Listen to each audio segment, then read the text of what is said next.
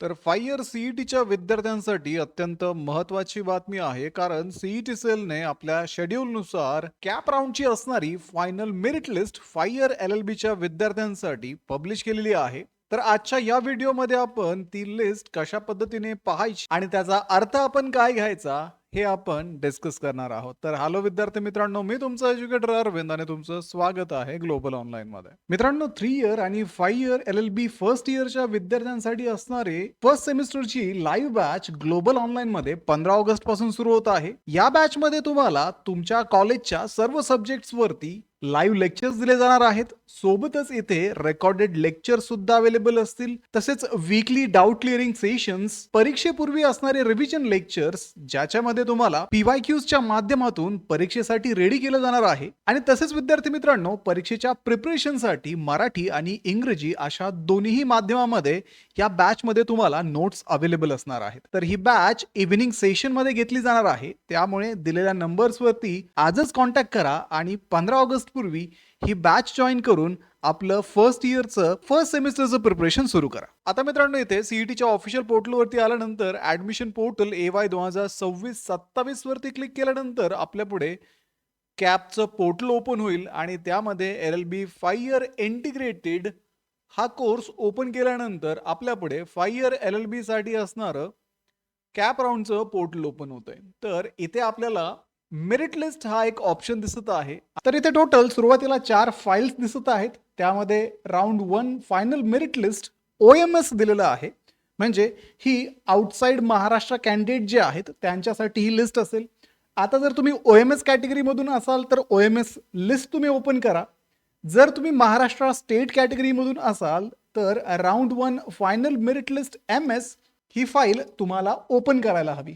तर ही PDF 976 पेजेसची आहे आणि टोटल याच्यामध्ये असणारे कॅन्डिडेट हे 15,882 आहेत. तर या लिस्टमध्ये आपण आपलं नाव कसं शोधायचं हे महत्वाचं आहे.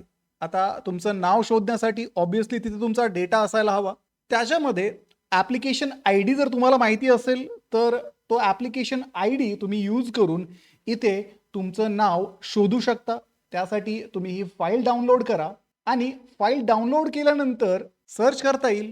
आयदर तुम्ही तुमचा ॲप्लिकेशन ID टाका किंवा मग तुम्हाला ॲप्लिकेशन ID माहिती नसेल तर तुमचं नाव ॲटलिस्ट तुम्हाला माहिती असेल तर ते नाव इथे टाका आणि त्या नावाने सुद्धा तुम्ही तुमची जी माहिती आहे ती सर्च करू शकता. आणि जर नावाने पण जर तुमचं नाव इथे सर्च होत नसेल तर ॲटलिस्ट डेट ऑफ बर्थ टाका. त्याच्यामध्ये तुम्हाला मल्टिपल कॅन्डिडेट सर्च होतील. त्यापैकी तुम्ही तुमचं नाव सुद्धा इथे सर्च करू शकता. त्यानंतर पुढे विद्यार्थी मित्रांनो, आता या लिस्टमध्ये तुम्हाला काही गोष्टी पाहायच्या आहेत. इथे सगळ्यात महत्त्वाचं म्हणजे तुमचं नाव, त्याच्यानंतर तुमची कॅटेगरी इथे व्यवस्थित सिलेक्ट झाली आहे का.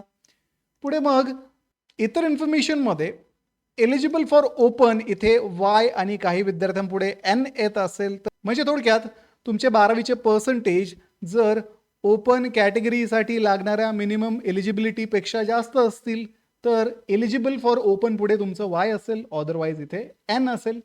किंवा मग तुम्ही इथे रिमार्क सेक्शनमध्ये पण पाहू शकता काही विद्यार्थ्यांच्या पुढे रिमार्क अजून आलेला आहे.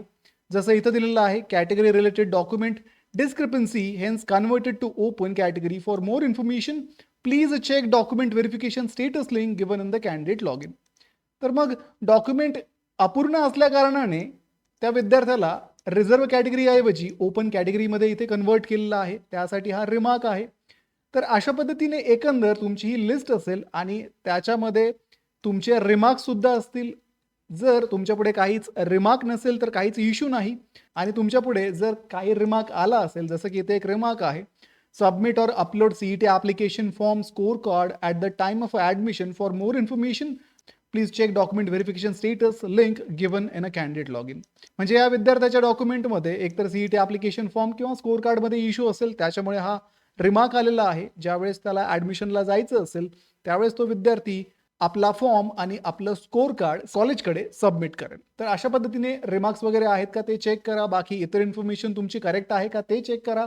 आता विद्यार्थी मित्रांनो, जर तुम्ही तुमचा फॉर्म सबमिटच केला नसेल तर तुमचं नाव कदाचित दुसऱ्या लिस्टमध्ये असू शकतं. तर ती दुसरी जी लिस्ट आहे ती नॉट कन्सिडर्ड कॅन्डिडेटची एक लिस्ट आहे. जर तुम्ही तुमचं ॲप्लिकेशन फॉर्म अर्धा ठेवला, सबमिट केला नाही, तर मे बी किंवा ग्रीव्हन्सच्या पिरियडमध्ये तुम्ही जर इथे जी ॲक्शन तुम्हाला घ्यायची सांगितली होती ती घेतली नसेल, तर मे बी तुमचं नाव नॉट कन्सिडर्ड लिस्टमध्ये असेल. तसेच इथे एक सर्व्हिसमनची एक लिस्ट दिली आहे, त्याच्यामध्ये जर तुम्ही बिलॉंग करत असाल तर इथे सुद्धा तुम्ही तुमचं नाव आणि तुमचा डेटा चेक करू शकता. ठीक आहे. तर अशा पद्धतीने ज्या विद्यार्थ्यांचं नाव आता या फायनल मेरिट लिस्टमध्ये नसणार आहे, अशा विद्यार्थ्यांना कॅप राऊंड 1 आणि 2 साठी पार्टिसिपेट करता येणार नाही. बाकी मग ज्या वेळेस कॅप राऊंड 3 सुरू होईल त्यापूर्वी रजिस्ट्रेशन करायचे असतात, तेव्हा तुम्ही तुमचं रजिस्ट्रेशन हे कॅप राऊंड 3 साठी करू शकता. तर अशा पद्धतीने तुमचे हे डिटेल्स व्हेरीफाय करून घ्या आणि ऑप्शन फॉर्म भरण्याच्या तयारीला लागा. हे होतं आपल्या मेरिट लिस्ट विषयी. आता सीईटी सेलने मागे जे कॅपचं शेड्यूल रिलीज केलं होतं, त्या शेड्यूलनुसार आपली जी मेरिट लिस्ट आहे ती सीईटी सेलने पब्लिश केलेली आहे. परंतु मेरिट लिस्ट नंतरचं जे शेड्यूल आहे ते सीईटी सेलने अजून तरी अपडेट केलेलं नाहीये. अजून कॉलेज ऑप्शन फॉर्म फिलिंग जी आहे ती स्टार्ट झालेली नाहीये. ठीक आहे. तर आता इथे आपण पाहू शकतो की अप्रूव्ड कॉलेज हे फक्त 49 सध्या आहेत आणि त्यामुळेच अजून तरी सीईटी सेलने कुठल्याही प्रकारचं पुढचं शेड्यूल फायनलाइज केलेलं दिसत नाही. तेच जर आपण 25-26चं कॅप पोर्टल चेक केलं तर आपण इथे पाहू शकतो की 25-26च्या कॅप पोर्टलला अप्रूव्ड कॉलेजेसची संख्या ही 161 होती आणि आत्तापर्यंत 26-27 मध्ये जे अप्रूव्ड कॉलेज आहेत ते फक्त 59 आहेत. म्हणजे ऑलमोस्ट अजून 100 कॉलेजेस अप्रूव्ह होणं बाकी आहे. त्यामुळे सीईटी सेलने अजून तरी कुठल्याही प्रकारचं कॅपचं शेड्यूल रिलीज केलेलं नाहीये. सीईटी सेल लवकरच हे शेड्यूल रिलीज करेल आणि त्यानंतरच आपले ऑप्शन फॉर्म फिलिंग स्टार्ट होईल. अंदाजे ऑगस्टच्या पहिल्या आठवड्यामध्ये आपल्याला ॲप्लिकेशन फॉर्म फिल करायला सीईटी सेल अलाउ करेल.